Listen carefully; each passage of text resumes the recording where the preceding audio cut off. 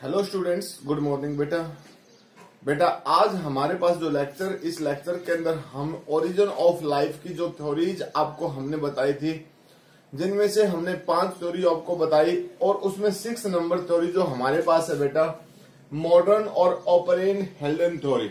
इस थ्योरी को आज हम डिस्कस करेंगे। मॉडर्न और ऑपरेन एंड हेल्डन थ्योरी जो थ्योरी है बेटा, इस थ्योरी को हम एक तरीके से केमिकल थ्योरी के नाम से बोल सकते हैं। This is also called the chemical theory. ठीक है, हम लिख सकते हैं दिस इज ऑल्सो कॉल्ड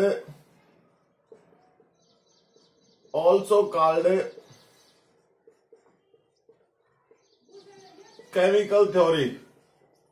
इसको हम केमिकल थ्योरी भी बोल सकते हैं। और बेटा नेचुरलिस्टिक थ्योरी भी बोल सकते हैं। और सबसे इंपॉर्टेंट जिसको हम एक तरीके से क्या बोल सकते हैं, प्राइमरी ए बायोजेनेसिस। ठीक है, प्राइमरी ए बायोजेनेसिस, ये वर्ड जो है इस पूरी की पूरी थ्योरी को एक्सप्लेन करता है बेटा। यानी इसका मतलब क्या है, जो ये थ्योरी है बेटा हमारे पास मॉडर्न थ्योरी, इस मॉडर्न थ्योरी के अंदर क्या है कि इनिशियल कंडीशन जो प्रेजेंट थी हमारे पास, उस इनिशियल कंडीशंस में लाइफ जो ओरिजिनेट हुई है वो कहां से हुई है, ए बायोजेनेसिस से। यानी ए बायोजेनेसिस का मतलब क्या है, नॉन लिविंग थिंग्स जो है इस थ्योरी के लिए बहुत ज्यादा रिस्पॉन्सिबल है। नॉन लिविंग थिंग्स की सहायता से ये थ्योरी कंप्लीट हुई है। तो बेटा प्राइमरीली जो लाइफ है वो बायोजेनेसिस स्टार्ट हुई है। बट अगर इसी थ्योरी को हम आगे एक तरीके से और भी बोल सकते हैं कि इसी थ्योरी में एक और आगे का पॉइंट जोड़ सकते हैं। बट ए बायोजेनेसिस यहां जो है ना, बट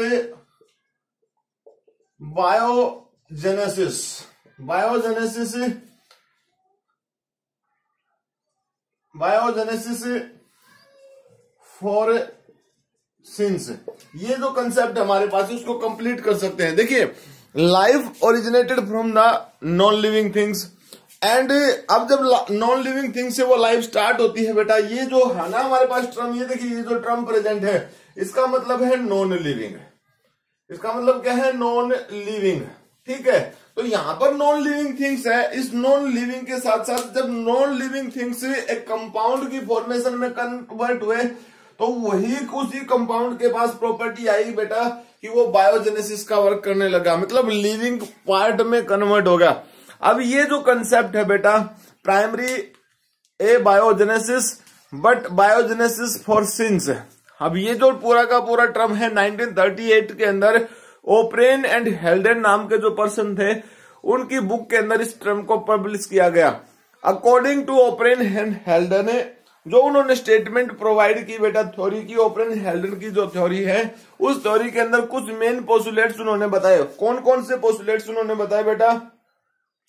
सबसे पहला, spontaneous generation of life under the present environment conditions is not possible. यानी हम ये कह सकते हैं, ओपरेन हेल्डन ये कहता है बेटा कि आज का जो वर्ल्ड है इस पार्टिकुलर इन्वायरमेंटल कंडीशंस के बेस के ऊपर लाइफ पॉसिबल नहीं है। क्यों पॉसिबल नहीं है? क्योंकि आज का इन्वायरमेंट के अंदर जो भी नेसेसिटी लाइफ की ओरिजिनेशन के लिए चाहिए वो सब कंडीशंस नहीं है।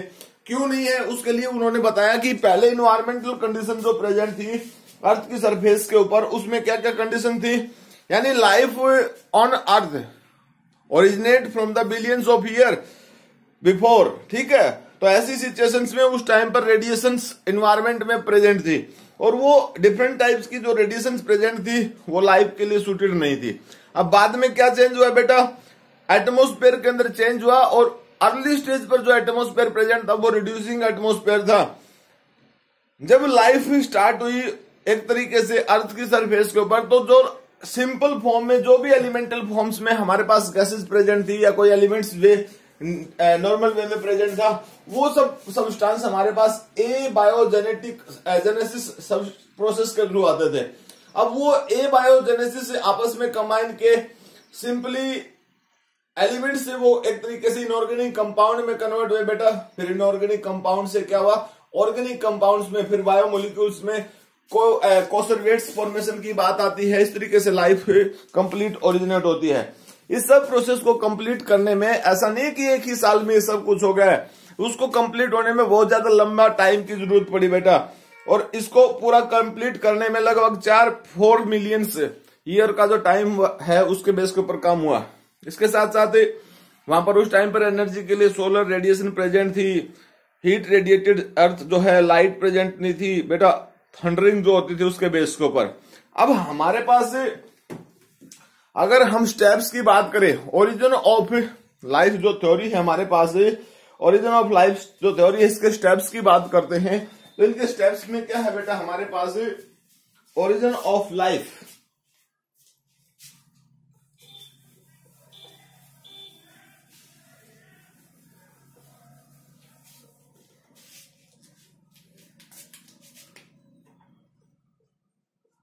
Steps of origin of life. देखिए ये जो थ्योरी है बेटा ओरिजिन ऑफ लाइफ थ्योरी, इस थ्योरी के अंदर हमारे पास 2 मेन स्टेप्स हैं और वो दो मेन स्टेप्स है उसमें कौन कौन सा है, एक तो बेटा केमिकल इवोल्यूशन है, एक तो हमारे पास पहला स्टेप क्या हुआ जिसमें केमिकल इवोल्यूशन हुआ बेटा, दूसरा स्टेप हमारे पास क्या है बेटा जिसमें केमिकल के साथ साथ कुछ ऐसी बायोलॉजिकल कंडीशंस भी चेंज हुई और वो बायोलॉजिकल कंडीशंस क्या है, हम बोल सकते हैं एबायोजेनेसिस। ठीक है, हालांकि वो दोनों के दोनों पार्ट्स हैं बेटा। सबसे पहले तो क्या है हमारे पास केमिकल इवोल्यूशन, दूसरा हमारे पास क्या है बेटा ए बायोजेनेसिस। ठीक है, पहला तो हमारे पास केमिकल इवोल्यूशन है बेटा, दूसरा है हमारे पास ए बायोजेनेसिस। अब केमिकल इवोल्यूशन जो, उस केमिकल इवोल्यूशन में कुछ स्टेप चेंज हुए बेटा। अब वो स्टेप्स कैसे, कौन कौन से स्टेप चेंज हुए, मेनली हमारे पास इस पर्टिकुलर प्रोसेस में 4 स्टेप्स हैं बेटा। सबसे पहला हमारे पास क्या है, फॉर्मेशन ऑफ इनऑर्गेनिक मॉलिक्यूल। सबसे पहला हमारे पास क्या है, फॉर्मेशन ऑफ इनऑर्गेनिक मॉलिक्यूल। सबसे पहला हमारे पास है फॉर्मेशन ऑफ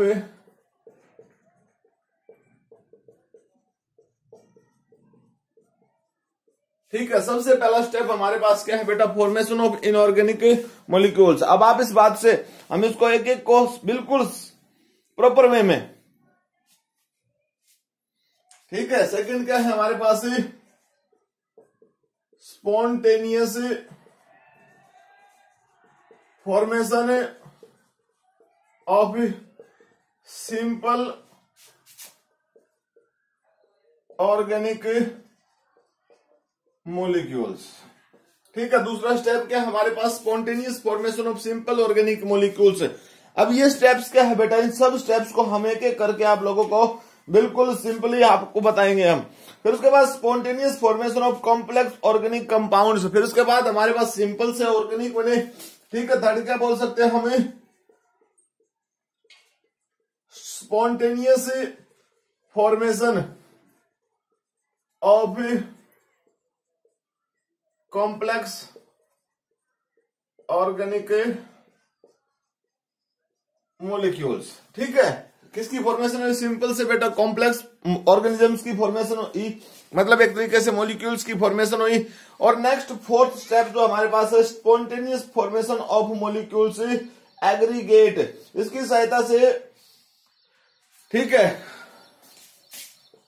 हम ये कह सकते हैं स्पॉन्टेनियस फॉर्मेशन ऑफ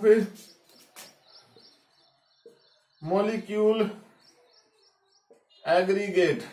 ठीक है, इस तरीके से फॉर्मेशन हुई। अब ये तीनों चारों के चारों जो स्टेप है बेटा, इन चारों स्टेप्स में हमारे पास फॉर्मेशन होती है।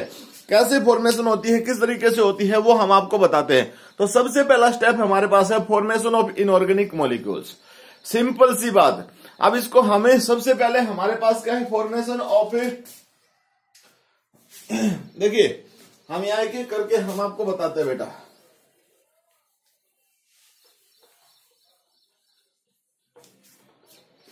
देखिए स्टेप क्या है बेटा, formation of simple inorganic molecules. You know simple organic molecules किस कंडीशंस के बेस के ऊपर हमारे पास प्रेजेंट है, एटमोस्फेरिक जो कंडीशन है बेटा, एटमोस्फेरिक जो कंडीशन है, उस एटमोस्फेरिक कंडीशंस में क्या है, elemental forms, elements are present.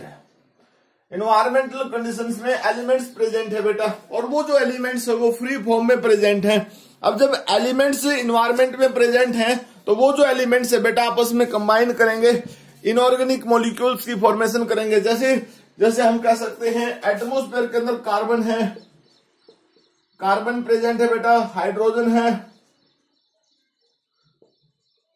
Nitrogen है और ऑक्सीजन भी है। ऑक्सीजन भी प्रेजेंट है बेटा, लेकिन वो एक तरीके से एलिमेंटल फॉर्म में प्रेजेंट है। तो ये जो सब्सटेंस जो मैंने आप सब लोगों के सामने लिखी, जो एलिमेंटल फॉर्म लिखी है, इन्हीं एलिमेंटल फॉर्म से ज्वाइनिंग होगी आपस में एक दूसरे के साथ, और डिफरेंट टाइप्स के जो पार्टिकुलर मॉलिक्यूल्स हैं उनकी फॉर्मेशन होगी। कैसे हो सकती है वो फॉर्मेशन?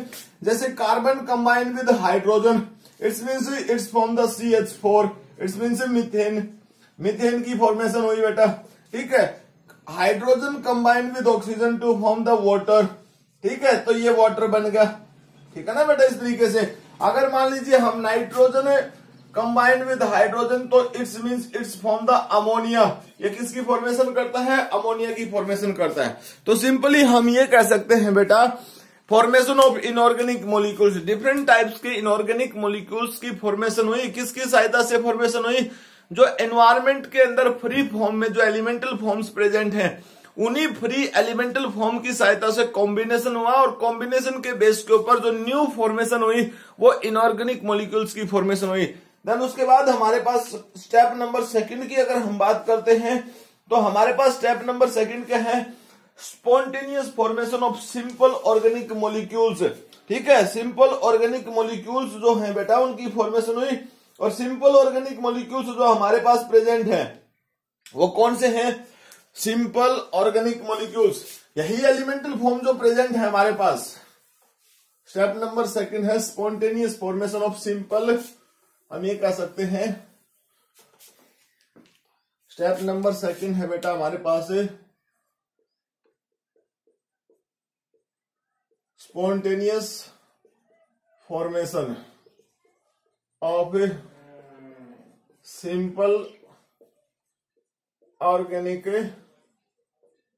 मॉलिक्यूल्स, ठीक है। Spontaneous formation of simple organic molecules, simple organic molecules जो प्रेजेंट है वो मोनोमर यूनिट की फॉर्म में कन्वर्ट हो जाएंगे। अब मोनोमर यूनिट की फॉर्म में कैसे कन्वर्ट हो सकते हैं, क्या स्टेप हो सकता है उसके लिए हमारे पास बेटा, अभी हमने आप लोगों को बताया कि इन्वायरमेंट के अंदर डिफरेंट टाइप्स के सिंपल सब्सटेंस प्रेजेंट है। और सिंपल कौन से बेटा? सिंपल जो कंपाउंड बन गए थे एक तरीके से, जैसे कार्बन डाइऑक्साइड इन्वायरमेंट में प्रेजेंट है, वो वाटर के साथ कंबाइन हुई, it's converted into C6H12O6, it's means बन गया ग्लूकोज। तो ग्लूकोज तो मोनोमर यूनिट है बेटा, ठीक है ना। कार्बोहाइड्रेट जो होती है उसकी मोनोमर यूनिट है, तो सिंपल ऑर्गेनिक मॉलिक्यूल्स बन गया। ये क्या बन गया? सिंपल ऑर्गेनिक मॉलिक्यूल, ठीक है। इस तरीके से और भी बहुत सारे केसेस हैं बेटा, जैसे देखिए हमारे पास क्या चीज प्रेजेंट है? कार्बन डाइऑक्साइड है, प्लस में हमारे पास NH3 है, या कोई और सब्सटेंस है, कार्बन डाइऑक्साइड है, ये सब आपस में जुड़कर बेटा किसकी फॉर्मेशन कर देते हैं? एमिनो एसिड की फॉर्मेशन कर देते हैं। तो ये अमीनो एसिड्स भी तो एक तरीके से हमारे पास सिंपल ऑर्गेनिक सब्सटेंस है बेटा, जो प्रोटीन की फॉर्मेशन करने में हेल्प करते हैं। जबकि शुगर हमारे पास, जैसे ग्लूकोज की बात करते हैं तो वो कॉम्प्लेक्स पॉलीसेकेराइड्स फॉर्मेशन की बात कर सकते हैं, बना सकते हैं। इस तरीके से हमारे पास डिफरेंट ग्लिसरॉल्स हैं, फैटी एसिड्स हैं, ठीक है बेटा, ग्लिसरॉल्स हैं, फैटी एसिड्स हैं, ये सब बन सकते हैं, ठीक है। तो glycerol, fatty acid, amino acid, glucose, ये सारे के सारे सिंपल ऑर्गेनिक जो सब्सटेंस है वो है बेटा। इन्हीं सिंपल ऑर्गेनिक सब्सटेंस के आपस में ज्वाइन होने के कारण इनकी सहायता से हमारे पास क्या बन सकता है? कॉम्प्लेक्स ऑर्गेनिक मॉलिक्यूल्स बन सकते हैं। अब ऐसा नहीं है कि ये सारा का सारा जो इन्वायरमेंट बना है बेटा, इस इन्वायरमेंट के बेस के ऊपर लाइफ पॉसिबल हो चुकी है। ये एक बहुत लंबे टाइम के बेस के ऊपर टाइम कंज्यूमिंग स्टेप है, और इसको कंप्लीट करने के लिए यूरे एंड मिलर नाम के दो पर्सन हैं। उन्होंने यूरे एंड मिलर जो 2 पर्सन है बेटा, उन्होंने अपना एक एक्सपेरिमेंट दिया, और उस एक्सपेरिमेंट के बेस के ऊपर ये कंप्लीट प्रोसेस जो है उन्होंने डेमोन्स्ट्रेट किया। उस पूरे के पूरे केस में उन्होंने जो डेमोन्स्ट्रेट किया बेटा, इसको चारों के चारों स्टेप जो हमारे पास है केमिकल जो इवोल्यूशन है उसको पढ़ा के बेटा फिर हम उस एक्सपेरिमेंट को एक्सप्लेन करेंगे आपके सामने कैसे है। नेक्स्ट हमारे पास क्या है बेटा, नेक्स्ट हमारे पास है formation of spontaneous formation of complex organic compound. ठीक है, यहां तक ऑर्गेनिक मॉलिक्यूल बने बेटा। अब हमारे पास क्या है, थर्ड स्टेप है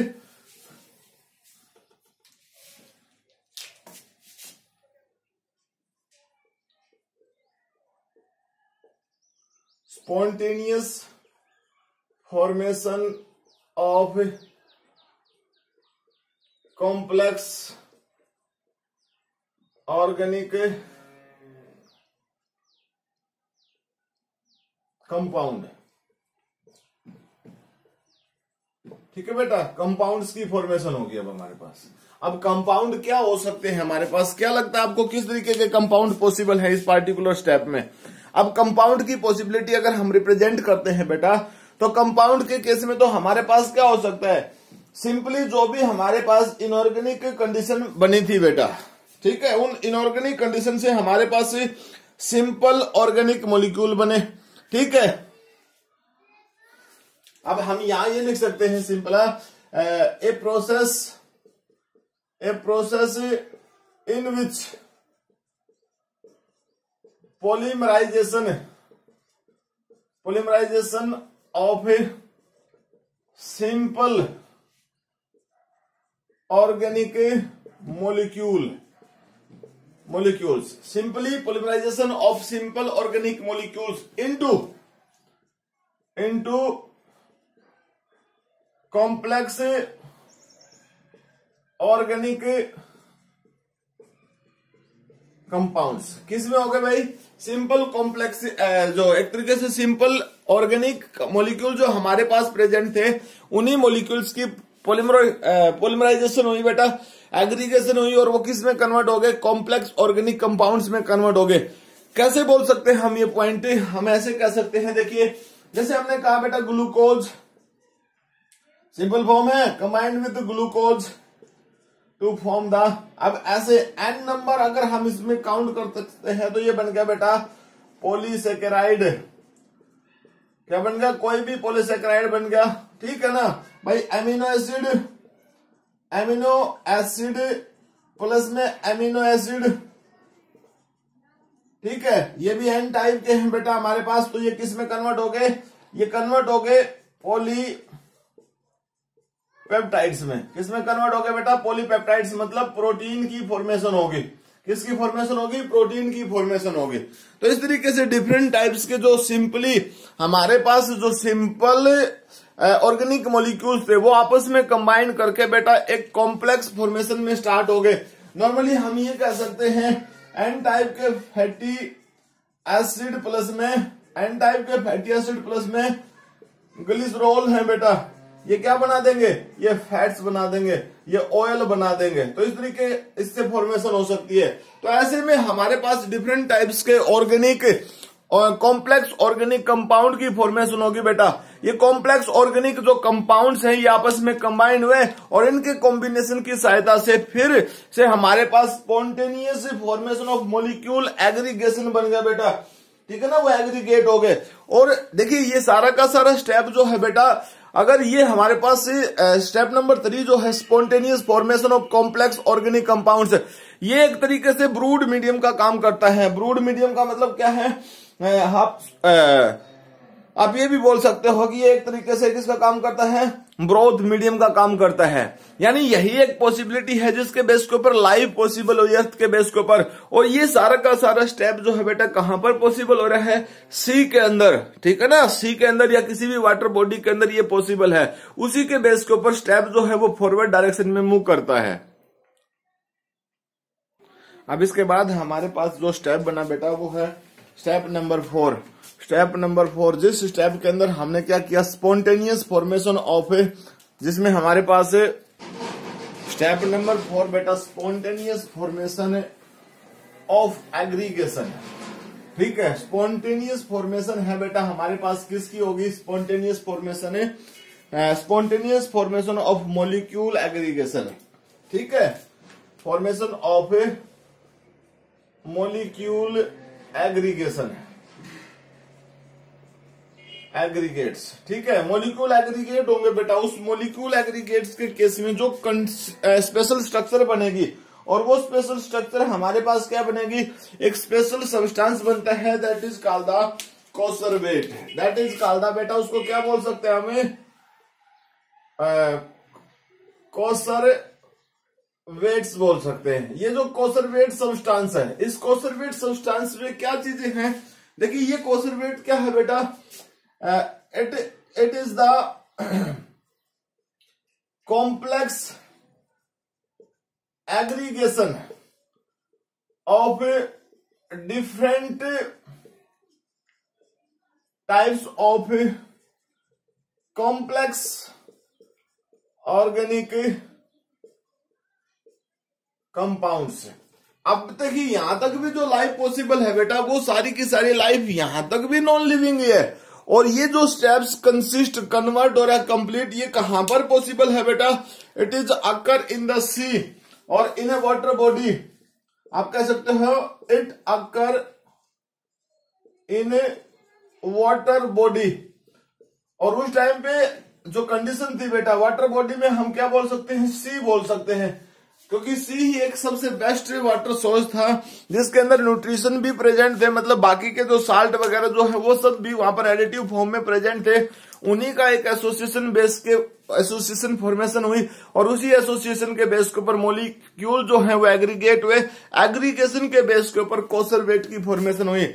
यहाँ हमारे पास जो कंपाउंड है बेटा, ये जो फॉर्मेशन है, इस फॉर्मेशन के अंदर भी मोलिक्यूल जो है वो एक तरीके से इनऑर्गेनिक फॉर्म में ही है। अभी भी जो लाइफ है बेटा हमारे पास है, वो कैसी लाइफ है, ए बायोजेनेटिक लाइफ है, ठीक है ना। कैसी लाइफ प्रेजेंट है हमारे पास है, ए बायोजेनेसिस, यानी ए बायोजेनेसिस का जो स्टेप है बेटा, वो यहां पर भी ए बायोजेनेसिस है। बाद में इसी की फॉर्मेशन के बेस के ऊपर एग्रीगेट बायोएंट बनेगा, और उसी बायोएंट के बेस के ऊपर लाइफ पॉसिबल होगी।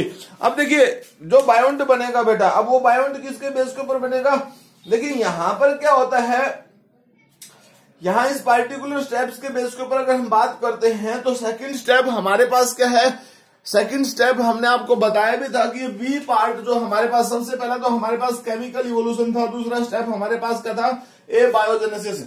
ए बायोजेनेसिस की फॉर्मेशन, यानी कोसरवेट जो है नॉन लिविंग पार्ट है बेटा, उस नॉन लिविंग पार्ट के अंदर मॉडिफिकेशन होगा, और उस मॉडिफिकेशन के बेस के ऊपर लाइफ की पॉसिबिलिटी फॉरवर्ड डायरेक्शन में होगी। अब नॉन लिविंग कंपाउंड जो है वो एक तरीके से दो स्टेज में पास होगा बेटा। उस दो स्टेज को हम कैसे बोल सकते हैं, पहला तो क्या होगा, coacervate to first primitive living system formation, that is called the protocell, और जिसको हम क्या बोल सकते हैं, इओबायोन्ट के नाम से बोल सकते हैं, ठीक है ना। जिसको हम क्या बोल सकते हैं, प्रोटोबायोन्ट के नाम से बोल सकते हैं, प्रोटोसेल्स के नाम से बोल सकते हैं, और बायोन्ट के नाम से, ई बायोन्ट के नाम से बोल सकते हैं। Now that the from eobiont to first living cells, दो स्टेप्स हमारे पास है, इसमें कंसिस्ट कंप्लीट करेगा बेटा ये, यानी है ना, ए बायोजेनेसिस को हम आगे फॉरवर्ड करते हैं, इस स्टेप को हम फॉरवर्ड करते हैं। बी स्टेप हमारे पास क्या है बेटा,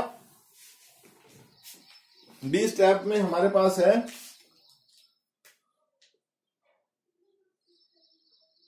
ए बायोजेनेसिस। ए बायोजेनेसिस जो पॉइंट है बेटा, ये भी नॉन लिविंग थिंग्स है, नॉन लिविंग। ये कहां से बना, and part of the chemical evolution. Chemical evolution में जो हमारे पास एंड कंडीशन बनी है बेटा, वो एंड कंडीशन हमारे पास क्या है, एक तरीके से बायोजेनेसिस का एंडिंग जो है बेटा, वो उसी के बेस के ऊपर है। अब अगर हमारे पास नेक्स्ट स्टेप की बात करते हैं, तो नेक्स्ट स्टेप में हमारे पास दो कंडीशन है बेटा, फॉर्मेशन ऑफ ए प्रोटोसेल, ठीक है ना। हम ये कह सकते हैं टू स्टेप्स, इसमें भी कौन कौन से है बेटा, फॉर्मेशन ऑफ प्रोटोसेल, प्रोटोसेल्स को आप ये भी बोल सकते हो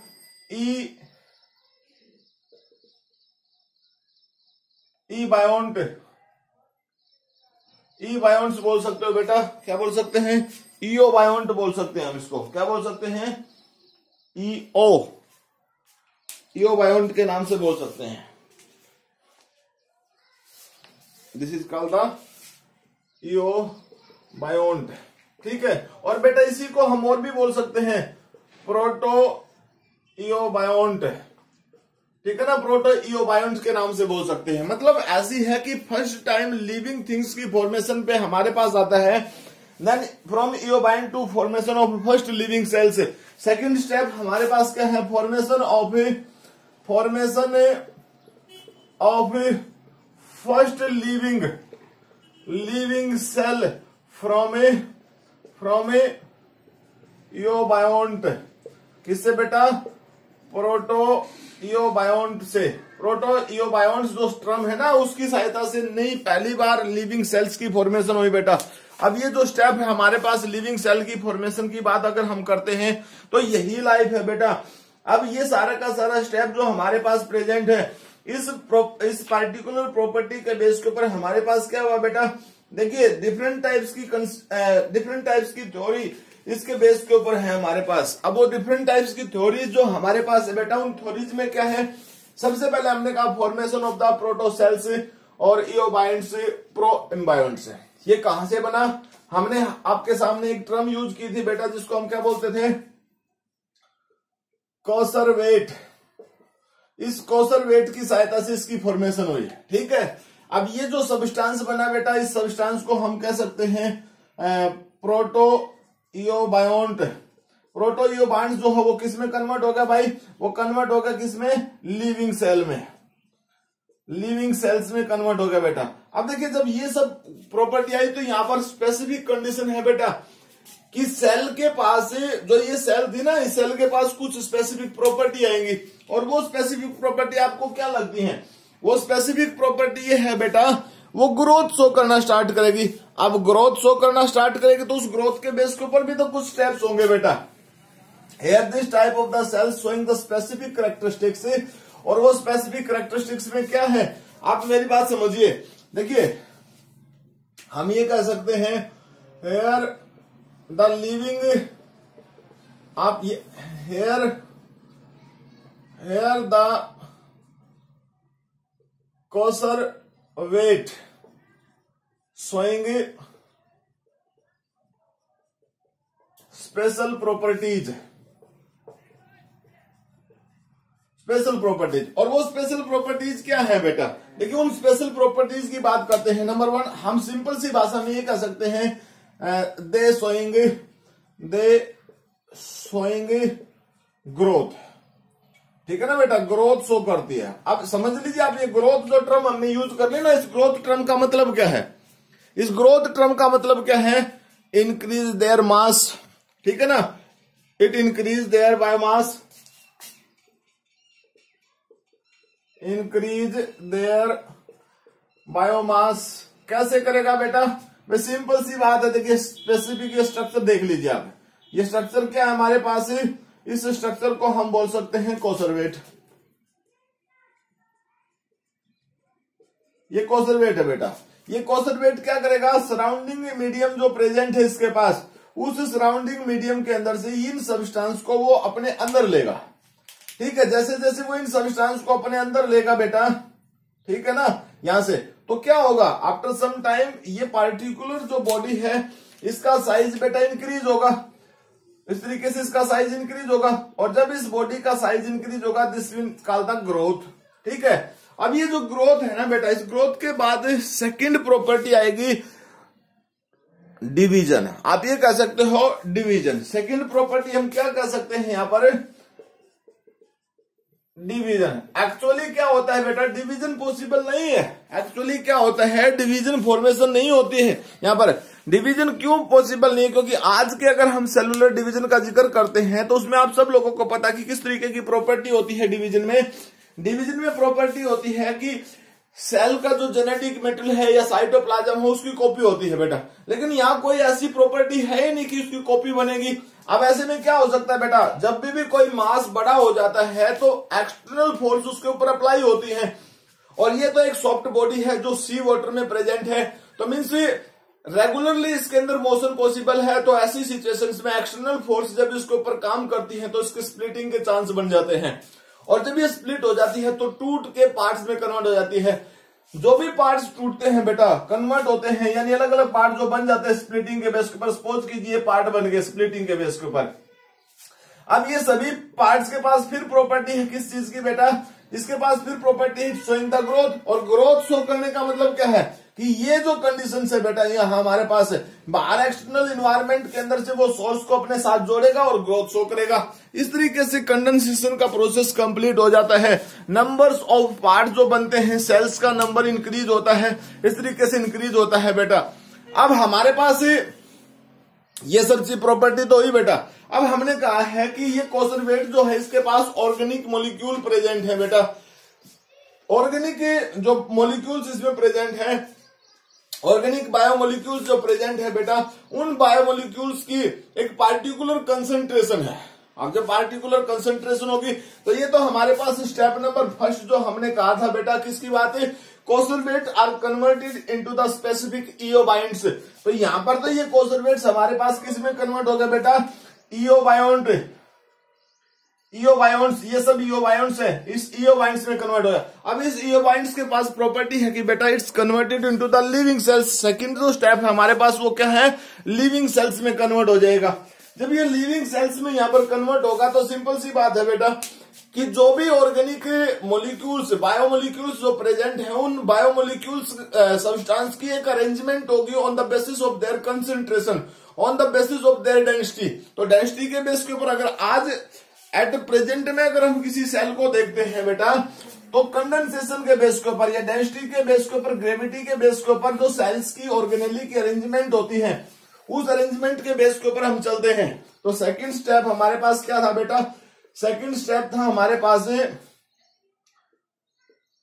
प्रोटोसेल या भाई इओबायोंट, या इसको हम और क्या बोलते थे, इसको बोलते थे प्रोटो इओबायोंट। ये किस में कन्वर्ट हो जाता है बेटा, it's converted into living cells.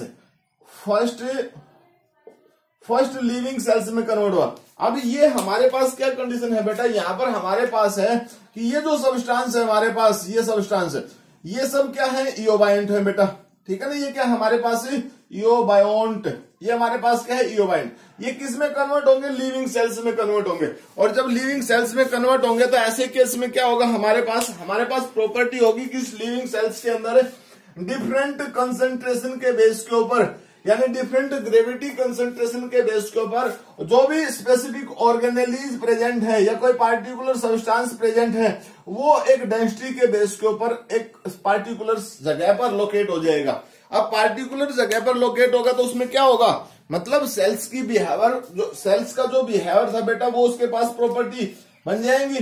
देखिए ये क्या हमारे पास, जैसे सेल वॉल बन गई, सेल मेम्ब्रेन बन गई, सेल मेम्ब्रेन बन गई। यहां पर हमारे पास क्या है, साइटोप्लाज्म बन गया बेटा। यहां क्या है हमारे पास, डीएनए जो जेनेटिक मटेरियल है। अब आप सब लोगों को पता है सेल मेम्ब्रेन जो होती है वो फॉस्फोलिपिड की बनी होती है बेटा, और फॉस्फोलिपिड्स प्रेजेंट होते हैं, वो लाइट होते हैं वेट में। इसका मतलब अगर डेंसिटी के बेस के ऊपर फॉस्फोलिपिड्स की बात करते हैं तो फॉस्फोलिपिड आउटर साइड में प्रेजेंट होंगे, उससे ज्यादा डेंस होता है साइटोप्लाज्म, उसमें डिफरेंट टाइप्स के जो कंटेंट प्रेजेंट है, प्रोटोप्लाज्म प्रेजेंट है बेटा, वो डेंसिटी के बेस के ऊपर अरेंज हो गए। देन उसके बाद हमारे पास नेक्स्ट जो प्रेजेंट है DNA. DNA is the genetic material but it consist of the heavy metals, heavy particles बेटा, जिसमें फॉस्फोरस है, नाइट्रोजन है, और जो भी एलिमेंटल फॉर्म्स प्रेजेंट है वो सब शुगर वगैरह जो है वो अरेंजमेंट हो गए बेटा डेंसिटी के बेस के ऊपर सेंट्रलाइज हो गए। तो इस तरीके से ये जो सेल्स बनती है बेटा, इस सेल्स को ही हम फर्स्ट लिविंग सेल्स के नाम से बोलते हैं। ये कौन सी हमारे पास फर्स्ट लिविंग सेल्स हमारे पास बन गई, फर्स्ट लिविंग सेल। ये फर्स्ट लिविंग सेल हमारे पास इसकी फॉर्मेशन हो जाती है बेटा। अब ये फर्स्ट लिविंग सेल्स जो है कहां पर है, सी के अंदर, यानी किसी भी वाटर बॉडी के अंदर ये प्रेजेंट है बेटा। अब इस वाटर बॉडी के अंदर उसमें बहुत सारे स्टेप चेंज हो गए, स्टेप वाइज उसमें बहुत सारी कंडीशन चेंज होंगी बेटा, और फर्दर इवोल्यूशन होगा। अब वो जो फर्दर इवोल्यूशन यहाँ पर होगा बेटा स्टेप वाइज, उसमें क्या होगा, it's showing the different property like the heterotrophism, यानी अर्ली स्टेज के अंदर ये जो सेल्स है बेटा, it's showing the heterotrophism. It's means ये सेल जो है अपने सराउंडिंग मीडियम के अंदर से, यानी जहां पर भी ये प्रेजेंट है बेटा, उसमें जो डिफरेंट टाइप्स के एलिमेंटल फॉर्म्स प्रेजेंट हैं उनको गेन करती है और अपनी ग्रोथ शो करती है। अब ग्रोथ होगी, डेवलपमेंट होगी बेटा, कंसंट्रेशन के बेस के ऊपर पार्ट्स की डेवलपमेंट भी होगी, डिवीजन भी होगा। ऐसे में क्या होगा, after some time that particular cells converted into environmental behaviour. जैसे इन्वायरमेंट का बिहेवियर उसके अकॉर्डिंग बेटा ये चेंज हो जाती है। मान लीजिए, सपोज कीजिए, हम एक आइडिया लगाते हैं कि some cells are lie in the shadow place, some cells are regularly in किसी सनलाइट के संपर्क में रहती हैं, मतलब डायरेक्टली सनलाइट को फेस करती हैं। ऐसे में जो सेल डायरेक्टली सनलाइट को फेस करती है उसके पास कुछ ऐसे मॉडिफिकेशन होंगे जो लाइट को एब्जॉर्ब करने की प्रॉपर्टी रखते होंगे।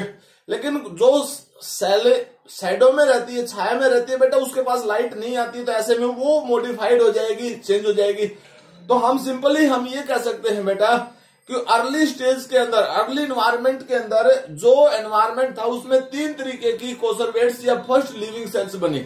और वो 3 टाइप की जो फर्स्ट लिविंग सेल, देखिए आप, आज उन सेल्स को हम ऑर्गेनेली के नाम से बोलते हैं बेटा। और वो कौन कौन सी हैं हम बोल सकते हैं बेटा, देखिए अर्ली स्टेज में सबसे पहली सेल तो हमारे पास क्या है, प्रोकैरियोटिक सेल। सेकंड हमारे पास है माइटोकॉन्ड्रिया। थर्ड बेटा हमारे पास है plastids. Plastid have the property of the prokaryotic cells भी हैव लाइक। अब प्लास्टिड के केस में हम ये कह सकते हैं जैसे क्लोरोप्लास्ट। अब हमने कभी ना कभी इन ऑर्गेनेलीज को, माइटोकॉन्ड्रिया को और क्लोरोप्लास्ट को पढ़ा है बेटा। अब जो ये ऑर्गेनेली है हमारे पास, उन ऑर्गेनेलीज के बेस के ऊपर हम क्या करते हैं, देखिए क्लोरोप्लास्ट एक ऐसी ऑर्गेनेली है जो फोटोसिंथेसिस शो करती है, और उसी फोटोसिंथेसिस के बेस के ऊपर हम ये कह सकते हैं कि वो अपना सेल्फ फूड प्रिपेयर कर सकती है। ऐसे में सेल्फ फूड प्रिपरेशन की बात जब आती है तो उसको लाइट की जरूरत होती है। तो लाइट के बेस के ऊपर, यानी जो सेल डायरेक्टली लाइट के संपर्क में रहे बेटा, उसके पास क्लोरोप्लास्ट जनरेट होगा। और क्लोरोप्लास्ट जो होती है वो फोटोसिंथेसिस करने लगी, फोटोसिंथेसिस शो करने लगी। अब फोटोसिंथेसिस शो करती है तो मतलब एटमॉस्फेयर में ऑक्सीजन मॉलिक्यूल्स की फॉर्मेशन हुई। तो अर्ली स्टेज के अंदर जब रिड्यूसिंग एटमॉस्फेयर था, तो उस रिड्यूसिंग एटमॉस्फेयर के बेस के ऊपर जो टाइम बीतता गया बेटा, वही एनवायरमेंट रिड्यूसिंग एटमॉस्फेयर से ऑक्सीडाइजिंग एटमॉस्फेयर में कन्वर्ट हुआ। नेक्स्ट हमारे पास mitochondria is the power house of the cell, that is called the power house of the cell. आप सब लोगों को पता है power house of the cell, इसका मतलब क्या है बेटा कि यहां पर एनर्जी बनती है। अब सिंपली प्रोकैरियोटिक सेल जो होती है बेटा, उसके पास ऑर्गेनेली जो होती है, सेलुलर ऑर्गेनेली यानी मेम्ब्रेन बाउंडेड ऑर्गेनेली एब्सेंट होती है। जब membrane bounded cell organelle absent होंगी बेटा, तो ऐसी सिचुएशन में क्या होगा, 2 तरीके की सेल बन गई। कैसी कैसी सेल बन गई बेटा, नंबर 1 प्रोकैरियोटिक सेल तो है हमारे पास, क्योंकि उसके पास मेम्ब्रेन बाउंडेड ऑर्गेनेली एब्सेंट है। दूसरी चीज क्या है, जिस प्रोकैरियोटिक सेल्स में माइटोकॉन्ड्रिया एंटर कर गई बेटा, वो सेल किस में कन्वर्ट होगी, एक तरीके से एनिमल सेल्स में कन्वर्ट होगी। जिन प्रोकैरियोटिक सेल्स के अंदर क्लोरोप्लास्ट एंटर कर जाता है, मतलब हम सिंपली ये कह सकते हैं कि प्राइमरी जो फर्स्ट सेल्स हैं, फर्स्ट लिविंग सेल्स जो हमारे पास अर्ली एटमॉस्फेयर में प्रेजेंट हैं, उन अर्ली एटमॉस्फेयर में 3 तरीके की मेन कंसंट्रेशन हुई बेटा सेल के बेस के ऊपर। तो उनमें से हम बोल सकते हैं प्रोकैरियोटिक सेल जो है, उसके साथ साथ 2 चीजें बनी बेटा, माइटोकॉन्ड्रिया और दूसरा है बेटा क्लोरोप्लास्ट यानी प्लास्टिड। हालांकि प्लास्टिड तो एनिमल सेल्स में भी हो सकते हैं, लेकिन क्लोरोप्लास्ट नहीं हो सकता। अब देखिए, अगर मान लीजिए इन दोनों सेल्स को हम पॉजिटिव कर दें, इन दोनों सेल्स को पॉजिटिव कर दें, तो जब हमारे पास यहां से फॉर्मेशन होती है, देखिए अगर हमारे पास इन दोनों का कॉम्बिनेशन बनकर फॉर्मेशन की बात करते हैं, तो इससे बनती है एनिमल सेल। ठीक है, अगर हम कॉम्बिनेशन यहां से मिलाते हैं बेटा, किसमें, प्रोकैरियोटिक सेल और प्लस में प्लास्टिड, तो ये बन जाती है, किसके अंदर बन जाती है, हालांकि ये माइटोकॉन्ड्रिया भी इसी में इंक्लूड होगी बेटा। अब माइटोकॉन्ड्रिया भी इसमें आ जाती है, माइटोकॉन्ड्रिया भी इसमें आ गई, तो ये किसमें कन्वर्ट हो जाती है, प्लांट सेल में। प्लांट सेल में तो 2 तरीके की बिहेवियर बन गया बेटा। ये दोनों सेल्स तो बन गए हमारे पास यूकैरियोटिक सेल, और ये हमारे पास कौन सी है, प्रोकैरियोटिक सेल्स। ये हमारे पास प्रोकैरियोटिक सेल्स, वो हमारे पास यूकैरियोटिक सेल बेटा। अब दोनों यूकैरियोटिक सेल्स, ये प्रोकैरियोटिक सेल्स। अब सिंपल सी बात है बेटा, अगर हम एनिमल सेल्स की बात करते हैं, उसके पास जो ऑर्गेनेली है, उन ऑर्गेनेली के बेस के ऊपर वो सर्वाइव करता है। जबकि अगर हम प्लांट्स की बात करते हैं तो यू नो कि प्लांट्स के पास क्लोरोप्लास्ट है और वो फोटोसिंथेसिस का प्रोसेस शो करेगा। जब फोटोसिंथेसिस का प्रोसेस होगा तो एटमोस्फेयर के अंदर ग्लूकोज की अमाउंट बढ़ेगी, यानी फूड की अमाउंट बढ़ेगी। सेकेंडरली उसके साथ साथ क्या होगा बेटा, ऑक्सीजन का कंटेंट बढ़ेगा। तो reducing atmosphere are converted into the oxidising atmosphere.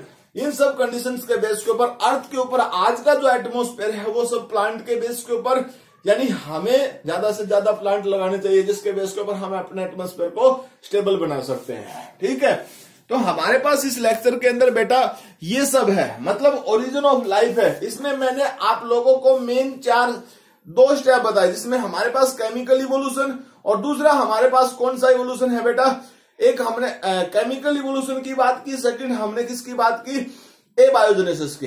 Chemical evolution को मैंने 4 स्टेप्स में डिवाइड कर दिया, जिसमें मैंने नॉर्मली हमारे पास जो सिंपली एलिमेंटल फॉर्म है उससे इनऑर्गेनिक कंपाउंड बने, सिंपली मॉलिक्यूल बने बेटा, फिर spontaneous reaction of the simple organic compound formation हुई, फिर हमारे पास कॉम्प्लेक्स फॉर्मेशन हुई, फिर एग्रीगेशन हुआ, इन सब का कोसर्वेट की फॉर्मेशन हुई। Then coacervate are converted into the eobionts, और इओबायोन्ट्स में कैसे 2 स्टेप के बेस के ऊपर coacervate are converted into the proto eobionts, proto eobionts, then proto eobionts are converted into the next living first cell, और फिर उस फर्स्ट लिविंग सेल्स के अंदर मॉडिफिकेशन हुआ। वही मॉडिफिकेशन हमारे पास क्या है बेटा, स्टेप वाइज चेंज है। उसी चेंज के बेस के ऊपर कंसंट्रेशन चेंज हुई और अर्थ के ऊपर ओरिजिन ऑफ लाइफ हुआ।